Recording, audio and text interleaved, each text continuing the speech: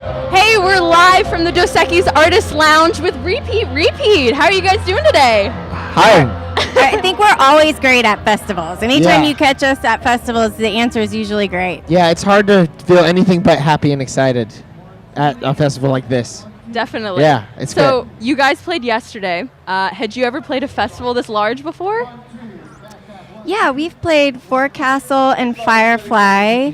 Yes. And wow. yeah. But I will say the experience yesterday was one of the most unique ones for us, I think, as a band. We were talking to somebody the other day. The lineup is so eclectic that people are here to hear so many things, but also, like, there's a lot of really good rock and roll here. And so it just seemed like everybody here was, like, just super pumped and ready to hear the kind of music we were ready to play. Yeah. So because of that, it just felt, the energy was like palpable during our show. It was really exciting, you know? It also helps to be right at the entrance gate. Yeah. Yes. All these people were walking Yeah. in. The first thing they see, they're like, oh. Ooh, yeah, that's it. yeah. It was- oh, perfect. That's awesome. What is you guys' favorite song to perform live? I think now that the record is out, Girlfriend has become my favorite song to do live. I think we opened with this song called Plugged In, and it has always been one of my favorite to play because it's really high energy and it taps into like my old punk roots. And I don't know, I think it makes a statement. So for me, it feels like a bold statement to just come right out the gate in our shows with. And that always, kind of sets the tone for the show and makes it really exciting because sometimes you don't know if people are going to be into it. So to come out really bold, it can be really daunting. And I kind of like the dangerous aspect of that, of like, are they going to be into this or not? I don't know, but it's like this punch you in the face kind of song, Yeah. So this is a question that I've been kind of thinking about for a while. Which came first for you guys, the music or your relationship? Our That's a great question. relationship came about a year and a half before the band. Yeah, I mean, I had always known that I wanted to do music. That's why I moved to Nashville. And you had always wanted to work in music, like maybe more behind the scenes. And we met and fell in love, and I wanted to start a new project. And She was right there, ready. She was right. Well, it's funny. She was never in a band before. Really? Yeah, and but she loves music, and we would go see shows together. And she was always supportive of me in the music industry. Yeah. And I needed a girl singer, and she knew all the songs. I had her sing on a few demos, and our producer was like, "You guys have your girl singer." So I had gone to school to get a performing arts degree, but I wanted to do like sitcoms and stuff. But then LA was not for me, so I ended up in Nashville, and then Jared and I met, and we were engaged when the band started, and it was at the suggestion of our producer Gregory Latimer that said, Kristen's the perfect person for what you're looking for, and we sort of looked at each other like, she is? yeah, I mean, Like, really? we always wanted to travel the country and the world together, and we love the same music, and we love singing together. We just never thought of it as making it official. So, and then it just felt natural after that point, though. Like once somebody else said it, it was like It made sense. Wow.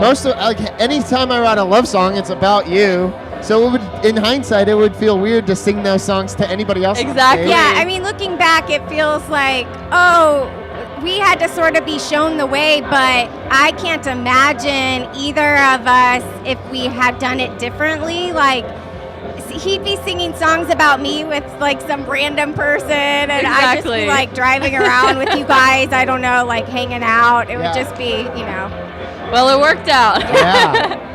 So I know you guys have a tradition of getting tattoos while you're on tour. I see that you got your banana tattoo yesterday.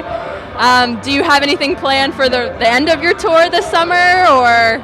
Yeah. So the traditions kind of came about because sometimes when we're on the road and in a city, we have like a lot of downtime sometimes, and we never have time to get tattoos when we're home. We're always like, too busy or can't afford. And then there's just times we're like, oh, we have like 4 hours to kill, and there's a tattoo parlor there.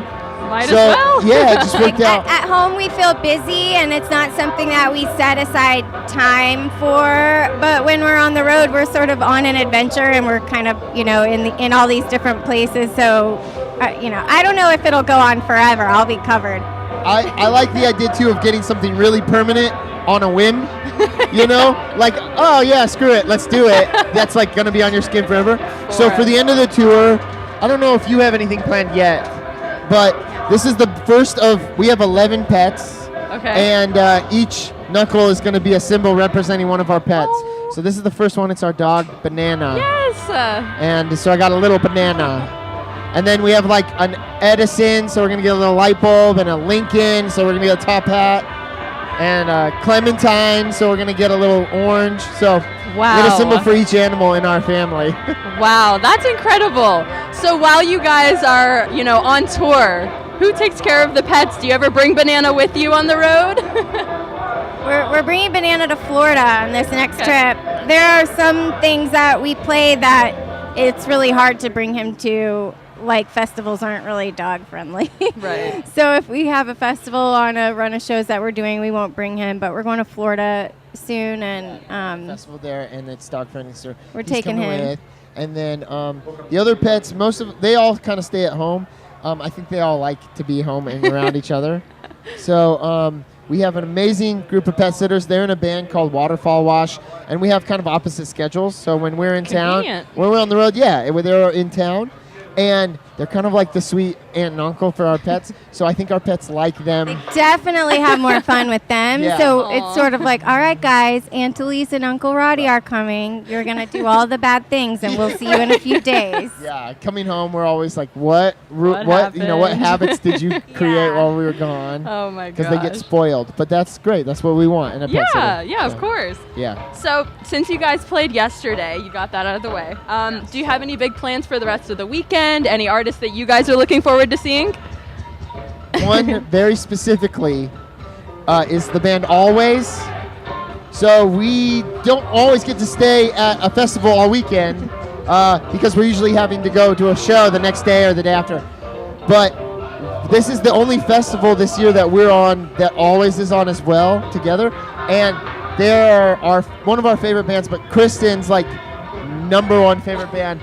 She listens to, she could have heard the same song 200 times, and she'll hear it one day and just start crying. And she's like, it's just so touching. The music's so emotional. I've never seen somebody get so moved by music, and it's beautiful, frankly, to watch. You heard it here first. I'm not totally jaded.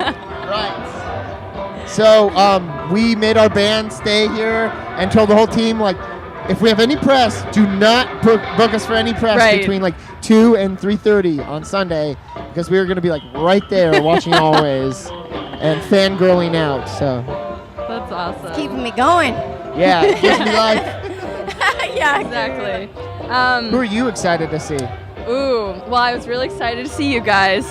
We were pulling in our luggage, and he was like, just go. So I'm like running through the festival. I'm like, I gotta see him. I hope you enjoyed it. It was awesome. It was really awesome. So you guys got a pretty jam-packed summer with tours and everything. Do you have any like solo shows through like in between all the festivals and things? Yeah, I mean, we do an annual free show in Nashville in our hometown every weekend of Halloween. So we do that. We have some one-off stuff leading up to some of the fests, like Sloss Fest. We're headed to like Savannah, Georgia, and Macon, Georgia. Oh wow! On our way up, but yeah, we have a couple dates in Ohio, and then we are working on some big touring stuff this summer as well, right on the inside of Bonnaroo and Sloss Fest. So if that goes as planned, we should be announcing that pretty soon. Cool. Well, I guess that's all the time that we have for today, but thank you guys for joining me. Yeah, thanks for having us. This is great. Thank you so much. Yeah.